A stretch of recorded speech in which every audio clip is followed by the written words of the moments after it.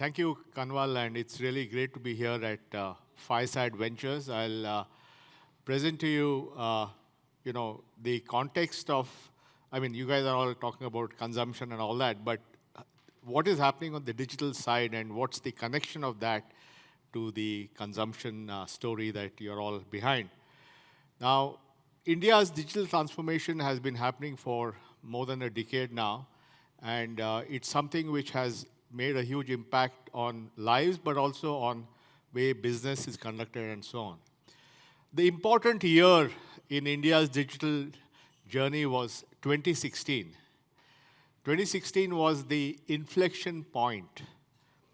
Now, when we were in 2016, we didn't realize we were in an inflection point, but in hindsight, this was a transformational year because many things happened in 2016. On April 4th, Aadhaar reached 1 billion people with an Aadhaar number. On April 11th, UPI was launched. It was a small launch in a hotel in South Bombay. Not many people noticed that there was even a launch of something called UPI.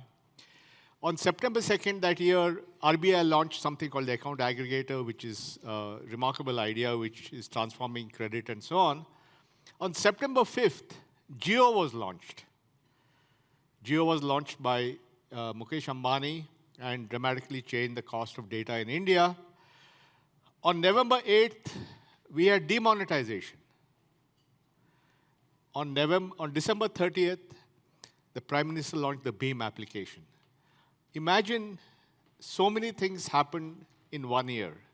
Some of them by government, some of them by regulators, some of them by private companies. But all this laid the foundation for India's digital transformation. And one more thing happened in 2016. Fireside was launched.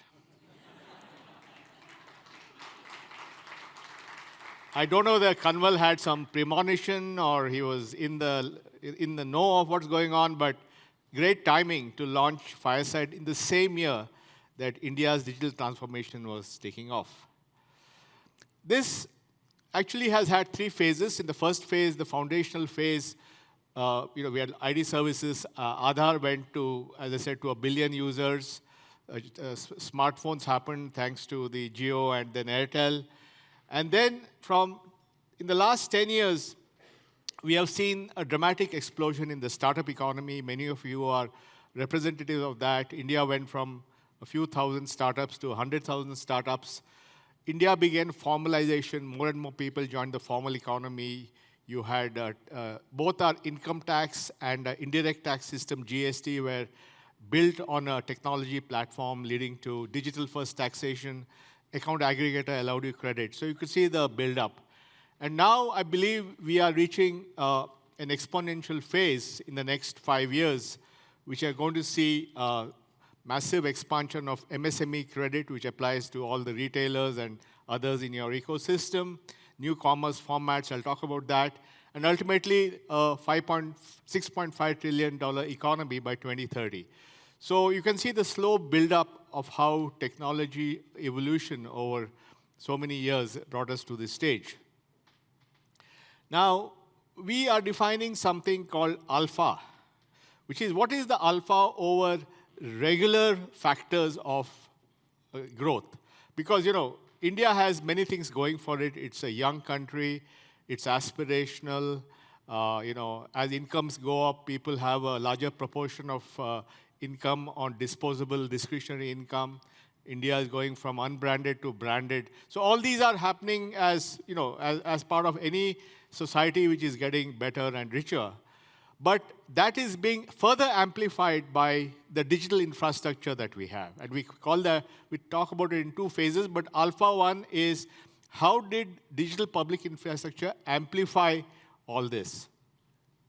Now, there were 3 foundational layers here. Identity, which 1.43 billion people in Aadhaar, which eliminated onboarding. People could get a bank account quickly, people could get a mobile connection quickly, and so on. So that brought in formalization and so on.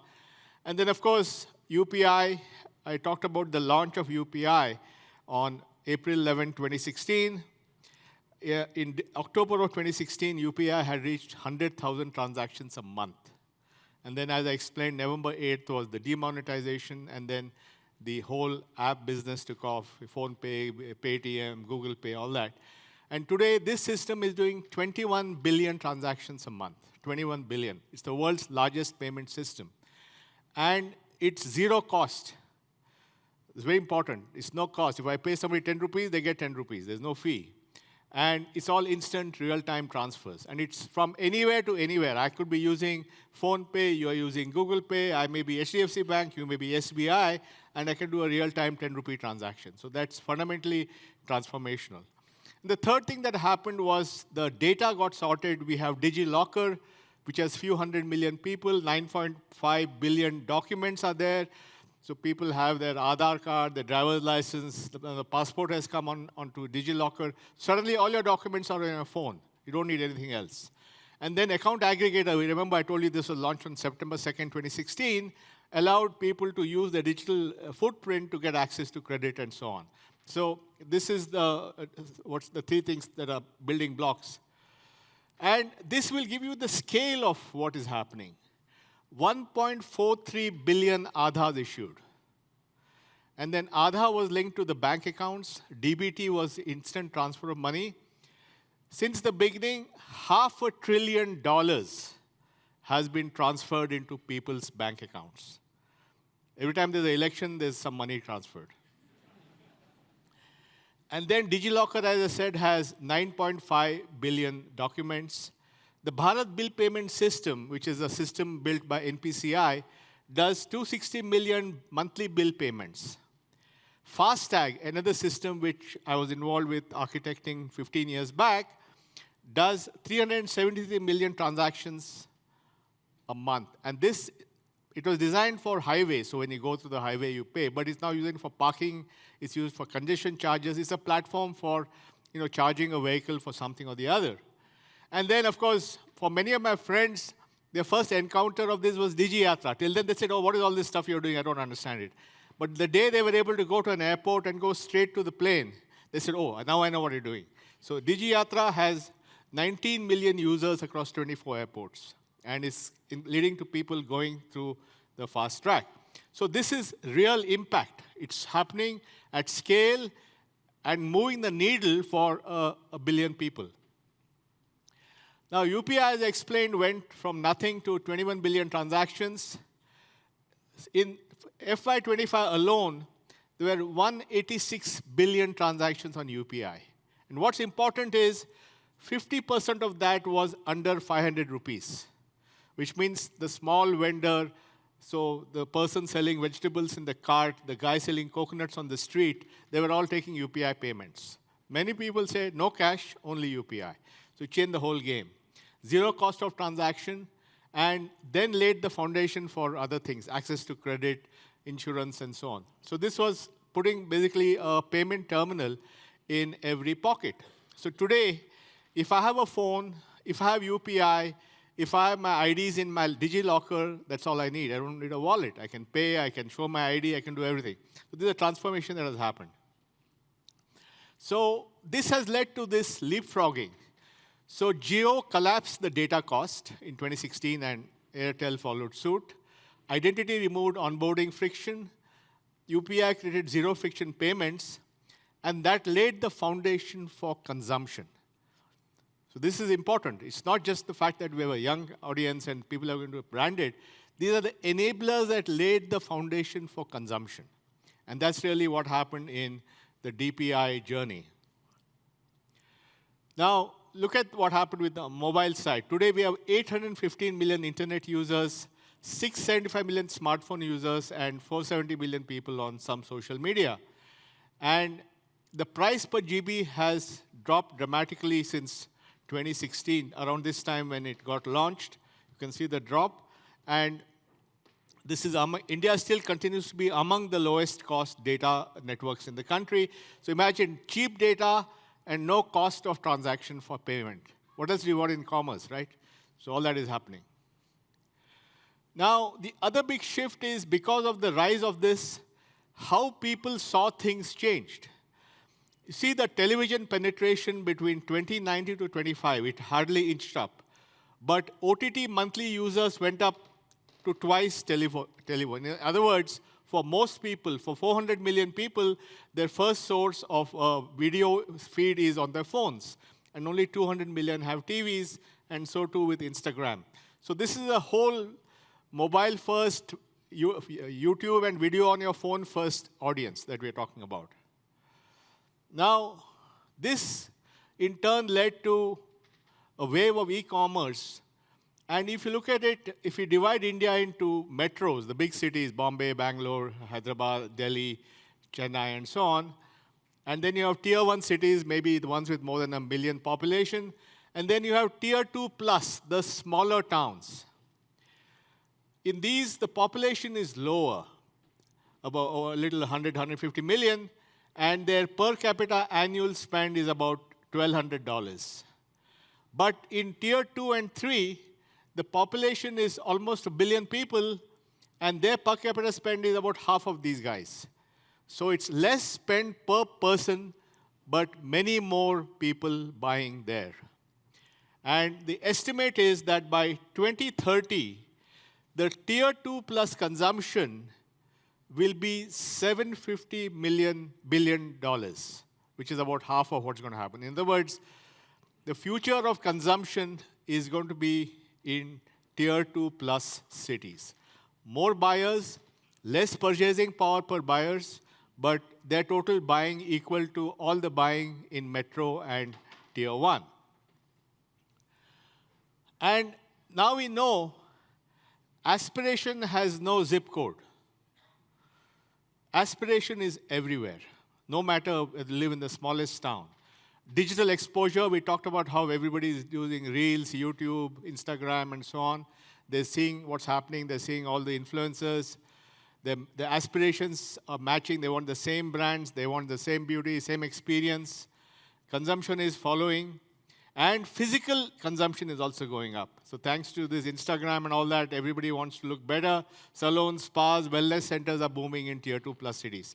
So because of the nature of this distribution, it is now bringing everybody to the same level of aspiration. This is a huge thing.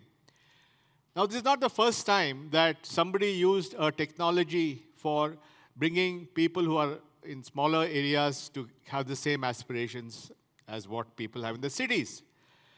In 1893, Richard Sears, launched the first catalog. It was a printed catalog, a very beautiful printed catalog. And he would distribute them to people living in rural America, who would then order from the catalog saying, I want the same stuff the guys in the city is buying. So this happened in 1893. So the same thing is happening now in a digital way. So all these people living in tier 2 plus cities are wanting the same things.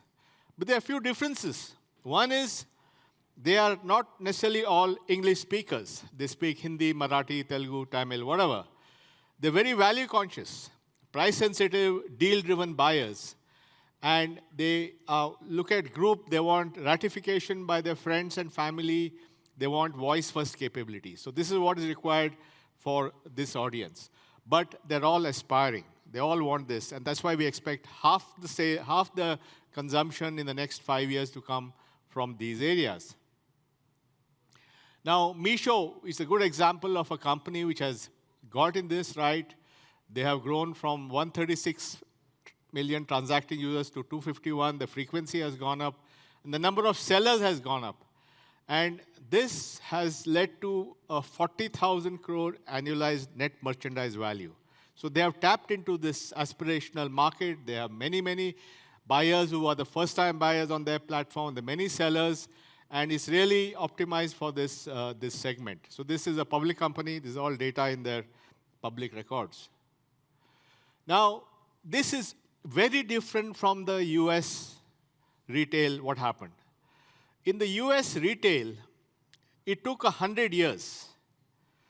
As I said, Sears launched his catalog in 1893. Jeff Bezos launched Amazon in 1994. There was a 100-year gap between the first retailer and the latest e-commerce retailer. And in between, Walmart was launched in 1962 by Sam Walton. So it was a 100-year journey. So it was a gradual journey, what you saw that happening. In India, everything is happening at the same time. It's all happening in 25 years. So you have Reliance, which came up in the last 10 years, DMart, 2002. You have many Shoppers Stop, this, that. You have so many guys in physical retail. Then you had the whole e-commerce guys, Amazon, Flipkart, Myntra, Meesho, Big Basket, all these guys. So they all came in the last 10 years. Then you had the quick commerce guys. They came in the last 5 years. Blinkit, Zepto, Instamart, and so on. And then, of course, many of you have your own brand.coms, places where you sell. So all these things have happened in the last 25 years or less. In other words, where in the US it was a 125-year journey, now it's crunched into 25 years in multiple formats. So that's what the excitement is there. And this is actually what makes it interesting, because you have democratized commerce. If you're a brand, you have so many choices. You can go direct with a brand.com, you can go through quick commerce, you can go to these big guys, you can do anything. And consumers have choices. Consumers can, go to the store, they can, order on quick commerce, they can do whatever. So fundamentally, because of the nature of the fragmented nature of channels, there's opportunity for both buyers and sellers. And I'll come to why something's going to happen to make it even more exciting. Now, this gives the penetration across multiple channels. The good news is every channel is growing. It's not that one channel is replacing another channel. So general trade, what we know of these millions of small shops, they are itself going to go from 760 billion to 1.1 trillion. So it's a rising tide. Every boat is going up.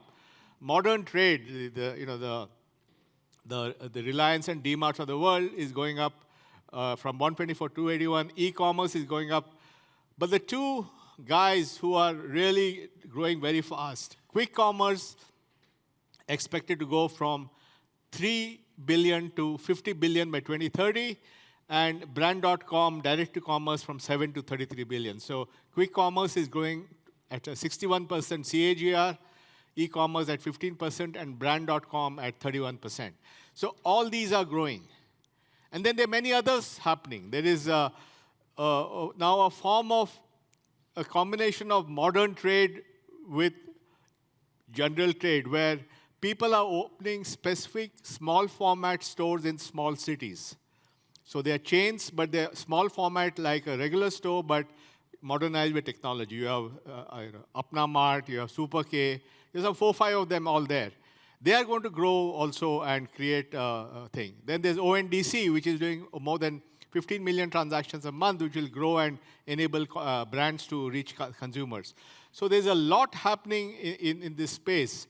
So we have a very exciting journey because every channel is growing, and as brands, we can access any of these channels.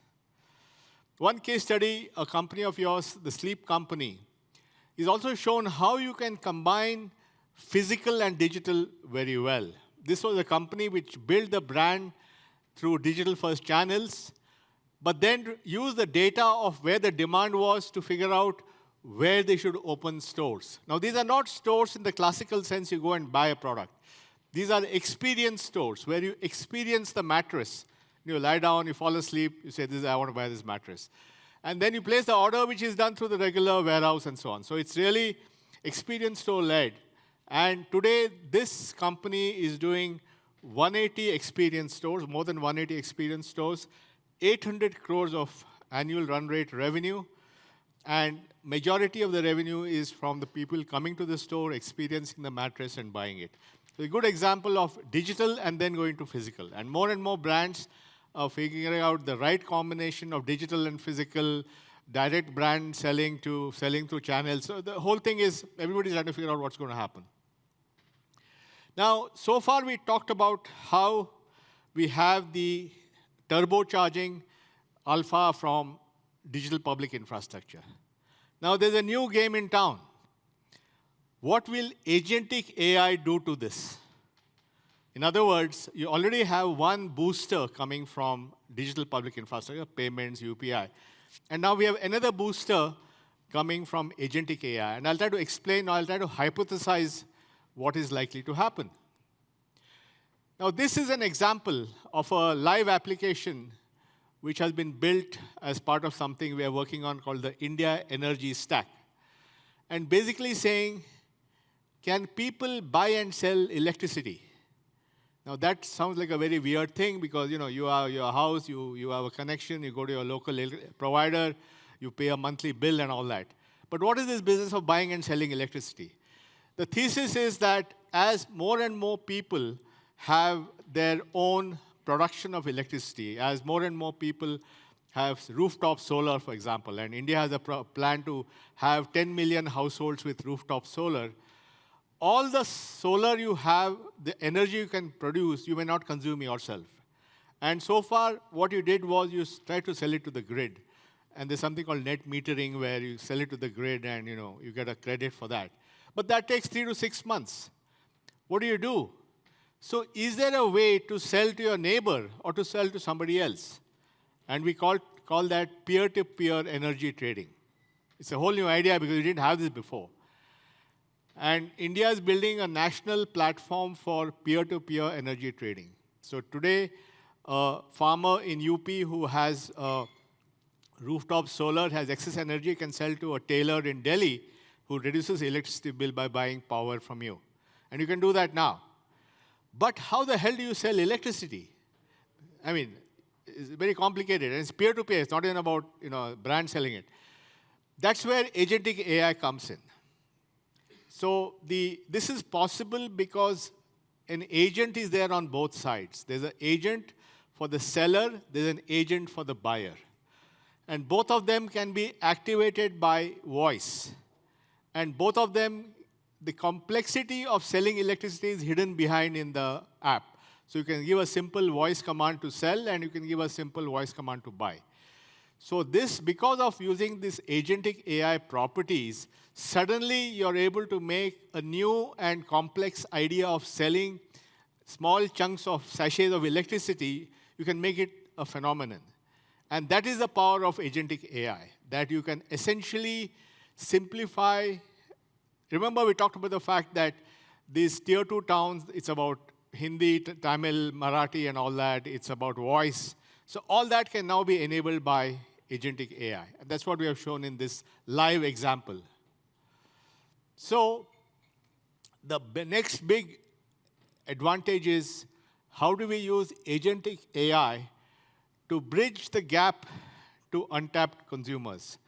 Now, this is already coming on a number of things that have happened. We have GST, which has created a single market for India. So you don't need a warehouse in every state. You can design your warehouses based on your needs. Seamless commerce. You have FASTag. I talked about that. You can go through highways very quickly. E-way bills, which can be shown on a state border. You don't have to open the truck. You can just show the e-way bill. You have digital payment. We talked about that. And many, many logistics companies have come. The whole e-commerce thing has created delivery and Shadowfax and e-cart and all that. So all these companies are coming up. Rosanna, right? So all these are coming up to reach your last mile. And then, thanks to AI, we are able to apply. These are all real applications. You can apply the AI at the back end. You can intent recognition. So somebody says something in Hindi and you'll figure out what he actually wants to buy. You can do intent recognition using large language models. You can have complex inventory across multiple SKUs. And of course, because it's a remote transaction, fraud and all that can be detected. But what's happening at the front end is very important. First, credit is becoming easier. Thanks to the account aggregator, UPI on credit, and all these various things, credit will be available to a consumer at the point of purchase. Now, this means that somebody can borrow on a EMI or BNPL kind of terms and buy something online. Now, India, 15 years back, was a prepaid society. If you remember, I may not remember, but when we had those feature phones and voice and all that, poor people would pay in advance and buy minutes. And then they would use the minutes and then buy more minutes. That was called a prepaid voice factory, right? So we went from a prepaid world where we paid in advance to get something because nobody knew who I was, to a world where credit will be on tap for everyone. So that credit on tap for 1 billion people using the digital footprint dramatically changes the nature of commerce because now you can buy things in advance. And then, along with the credit, you have Agentic AI. It'll reduce friction, make it simple. You can onboard very easily. You can hide complexity. You can do it in any language. And voice AI is going to be big. So we are seeing already the number of initiatives we have at XStep about voice AI because we want to make sure that Indian language voice is ubiquitous and it is practical. It should have a very high level of confidence that it works. Because Indians don't speak one language. They'll mix Hindi, English, Tamil in one sentence. You don't know what's going on. So AI has to figure all that out. So fundamentally, vernacular, voice, and assisted commerce will all happen. The agent will help you to select, go through the catalog and all that. So this means that you are now creating a whole new paradigm of shopping possibilities where you dramatically lower the cost of doing transactions, the cost and the pain of that. It also has other implications on channels. I'll come to that in a minute. So today, if you look at the e-commerce funnel, we have close to 875 million users, WhatsApp 700 million, annual e-commerce users about 500 million, daily shoppers is maybe 50 million, monthly maybe 100 million. In other words, the number of people shopping is far less than the number of people online. And therefore, there is a gap. The gap is because shopping is complex. Shopping is more difficult than sending a mail or making a UPI payment. If you can make shopping as easy as sending a mail or making a UPI payment, then every online person is a potential shopper.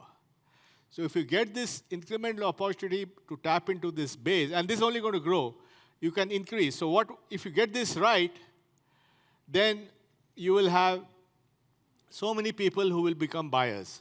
So this is the agentic alpha. So digital technology gives us one alpha over regular things. Agentic gives one more layer of that. But agentic is not just about ease of use. Agentic also changes the dynamics of who has the purchasing power. So tomorrow, if you're a brand and you have an agent which can sell, any consumer with a buying agent can talk to you and order stuff. In other words, you don't need an aggregator in between. So suddenly, your ability for your brand to reach consumers by having the consumer's agent talk to your agent dramatically changes. So the very structure of channels can change. So many of you will find that you can benefit from this by going out to agentic thing and letting other people order.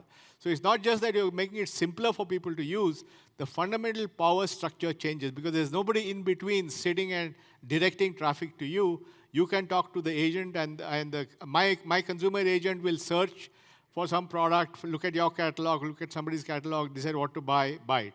So the whole thing is changing. So there's a fundamental transition and power shift happening here. And therefore, agentic is going to be a very big thing if you can take advantage of it. So first we said there are macro tailwinds. Urbanization, rising incomes, young population, branded, all that stuff. This is true of any country. But on top of that, you have DPI, payments, commerce at scale, inclusion, which is the alpha one over the regular factors. And now we have this new thing called Agentic AI, which is the next wave. Agentic AI automating and unlocking new use cases. So all this is at play. So what does this mean? Today, we have, if you look at the last 2019-25, the GDP growth CAGR in nominal terms of 6.8%, consumption grew at 7%. We expect that in the next 5 years, it will grow at GDP nominal rate. This is not nominal 10.2%, consumption 10.2%. This means that consumption will grow from 240 billion to 390 billion. In other words, the incremental consumption is $150 billion. 150 this thing, trillion dollars, right? But this does not take into account what agentic can do to all this. Because agentic can dramatically increase the number of buyers. You'll have more sales and more frequent sales. And if agentic can enable a direct connect between the seller app's agent and the buyer's agent, you're opening up new channels. Both these things can happen. It's up to you guys. I'm just giving Gyan. So, if this is true, we're going to have $1.5 trillion of incremental consumption next 5 years. And then with agentic AI, it'll go even further.